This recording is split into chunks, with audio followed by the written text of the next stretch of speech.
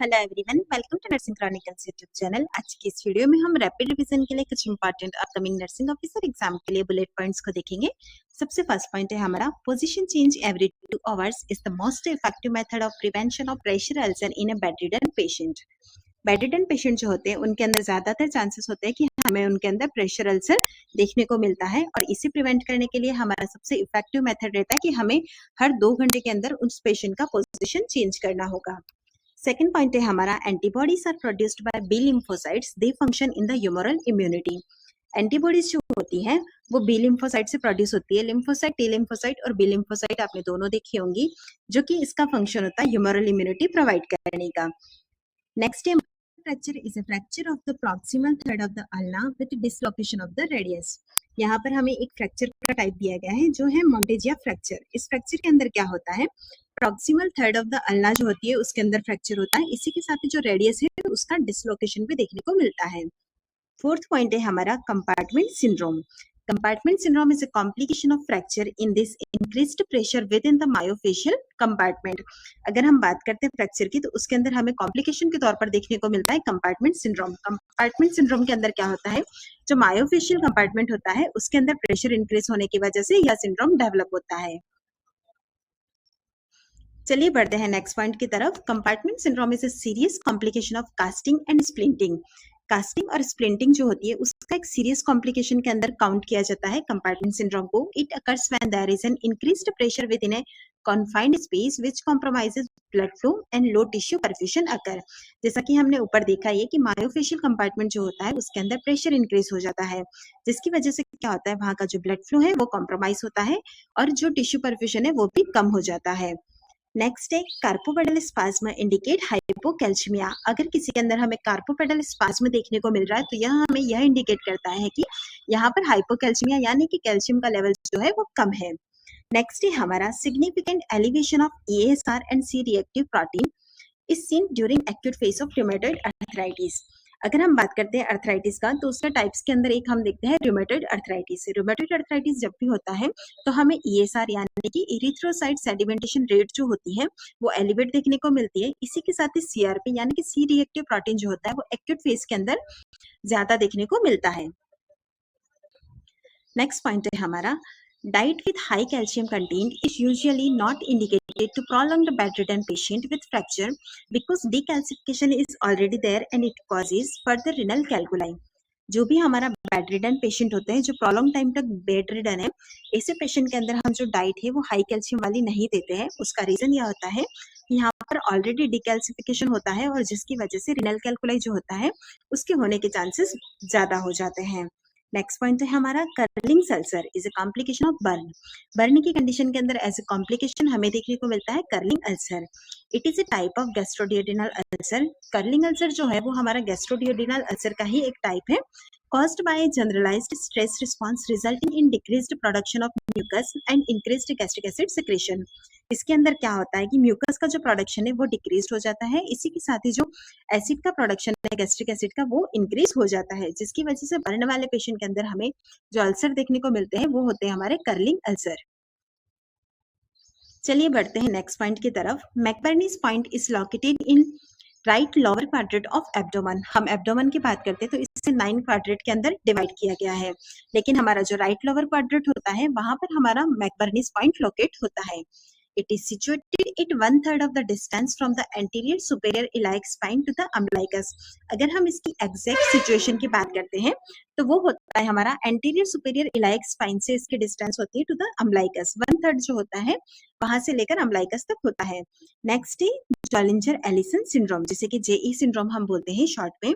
इसे rare condition characterised by severe peptic ulceration, gastric acid hypersecretion, elevated gastrin level and gastrinoma of pancreas. Next point है हमारा Murphy's sign.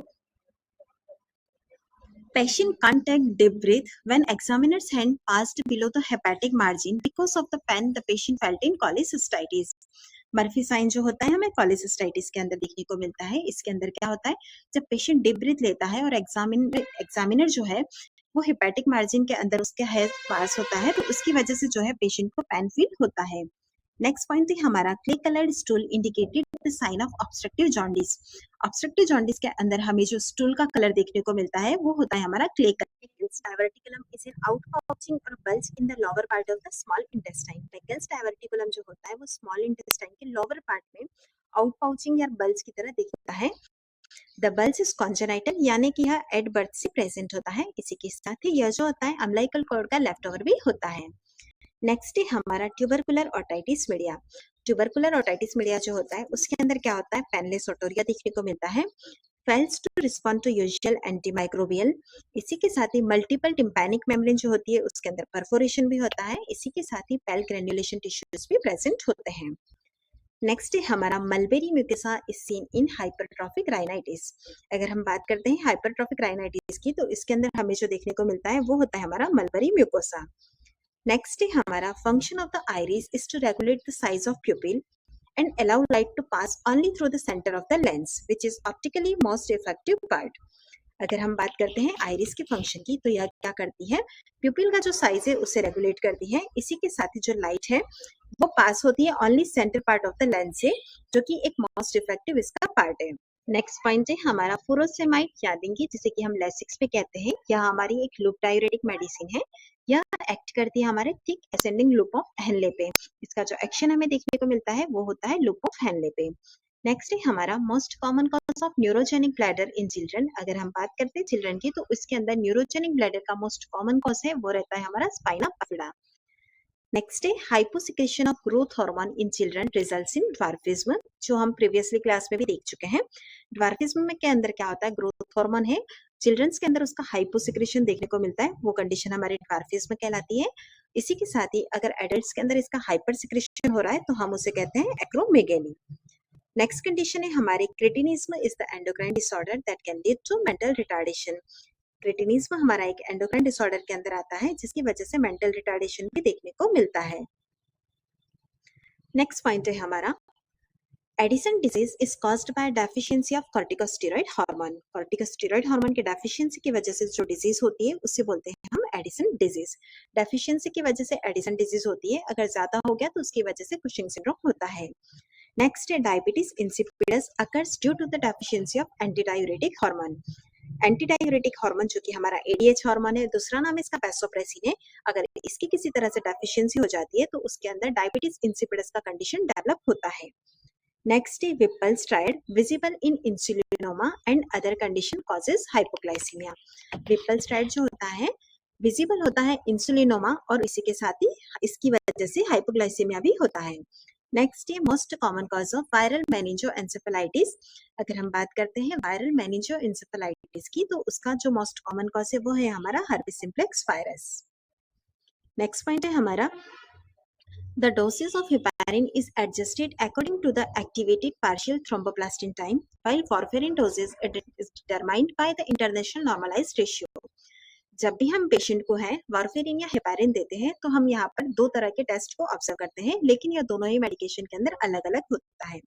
सबसे first हम देखेंगे heparin जब भी दे रहे हैं तो हम वहां पर देखते हैं एक्टिवेटेड पार्शियल थ्रोम्बोप्लास्टिन का टाइम।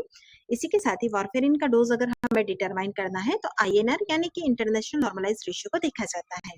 क्वेश्चन है हमारा D dimer test is done if pulmonary embolism is suspected. अगर हमारे पास एक सस्पेक्टेड केस है पल्मोनरी एम्बोलिज्म का तो हम वहां पर डिडाइमर टेस्ट करते हैं।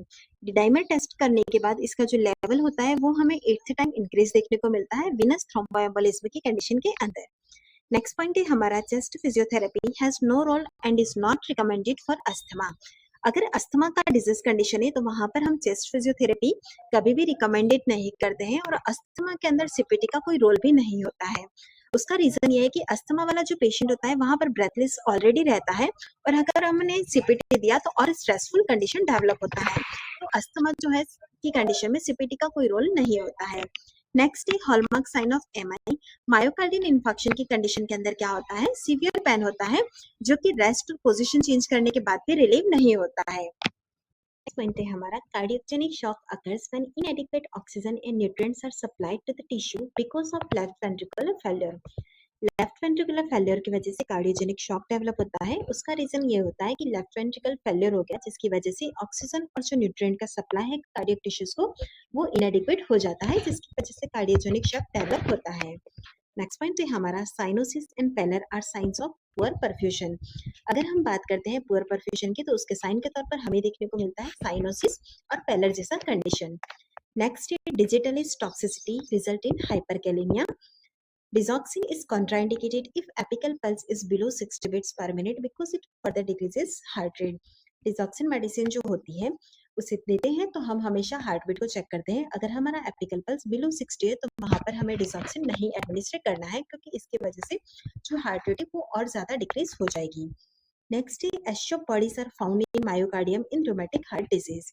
अगर रूमेटिक हार्ट डिजीज का कंडीशन है तो वहां पर हमें मायोकार्डियम के अंदर एस्ट्रोप बॉडीज देखने को मिलेगी। नेक्स्ट पॉइंट है हमारा एट्रियल नाइट्रोयूरेटिक पेप्टाइड। इसे hormone secreted by right atrium. Right atrium जो होता है उससे जो हार्मोन सिक्रेट होता है वो है हमारा एट्रियल नाइट्रोयूरेटिक पेप्टाइड। नेक्स्ट है great saphenous vein and left internal mammary artery are the commonly used veins graft in CABG. CABG यानी कोरोनरी आर्टरी बाईपास ग्राफ्ट। जब भी हम सीएबीजी करते हैं तो यहाँ पर हमारे कॉमनली जो वेन्स यूज में ली जाती है वो होती है हमारी ग्रेट सेफेनस वेन और दूसरी होती है लेफ्ट इंटरनल मेमोरी आर्टरी।